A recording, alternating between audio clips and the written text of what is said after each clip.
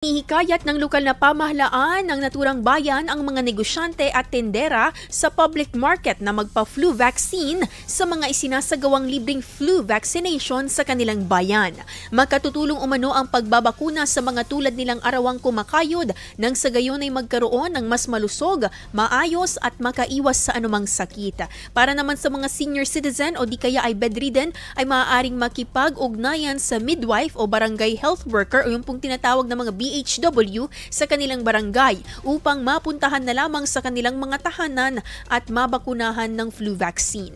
Samantala, muling magsasagawa ng libreng flu vaccination sa naturang bayan sa mismong public market nito sa January 20, 2025 mula alas 9 ng umaga hanggang alas 4 ng hapon. IFM News. IFM News. IFM News.